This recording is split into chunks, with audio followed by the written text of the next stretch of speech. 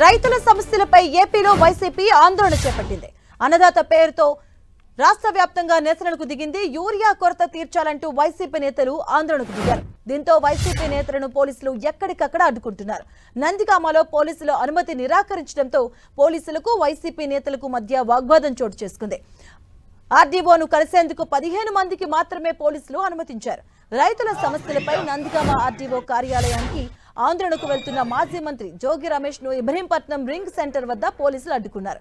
అక్కడే వైసీపీ నేతలు నిరసన తెలిపారు. కూటమి ప్రభుత్వానికి వ్యతిరేకంగా నినాదాలు చేశారు. అనంతరం రైతు సమస్యలపై గాంధీ విగ్రహానికి వినతి పత్రం అందజేశారు.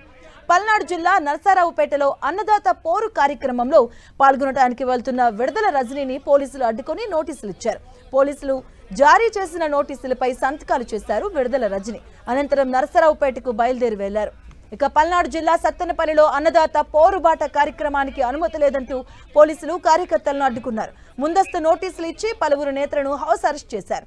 వైసీపీ కార్యకర్తలను పార్టీ ఆఫీస్ నుంచి బయటికి రాకుండా అడ్డుకుంటున్నారు. దీంతో స్వల్ప వాగ్వాదం చోటు చేసుకుంది. శ్రీకాకుళం జిల్లా పలాస టెక్కలి సబ్ డివిజన్ లో సెక్షన్ 30 అమల్లోకి తెచ్చారు పోలీసులు. అన్నదాత పోరు కార్యక్రమానికి అనుమతి లేదంటూ పలాసలో మాజీ మంత్రి సిదిరి అప్పలరాజును హౌస్ అరెస్ట్ చేశారు పోలీసులు.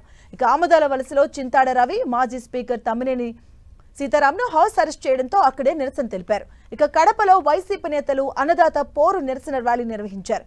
పోలీసుల నోటీసులు లెక్క చేయకుండా పార్టీ నాయకులు ఆందోళనలో పాల్గొన్నారు. మాజీ డిప్యూటీ సీఎం అంజద్ బాషా ఆధ్వర్యంలో కడప ఆర్డీఓ కార్యాలయం వరకు ర్యాలీ నిర్వహించారు. అనంతరం ఆర్డీఓకు వినతి పత్రాన్ని అందజేశారు. ఇక రాష్ట్ర వ్యాప్తంగా వైసీపీ చేపట్టిన అన్నదాత పోరు కార్యక్రమాన్ని శాంతియుతంగా నిర్వహించేందుకు పోలీస్ శాఖ అనుమతించింది. పోలీస్ శాఖ నిబంధనలకు అనుగుణంగా కార్యక్రమం నిర్వహించుకోవాలంటూ పోలీసులు సూచించారు. నిరసన కార్యక్రమాలు, ర్యాలీలకు అనుమతి లేదని వారు స్పష్టం చేశారు.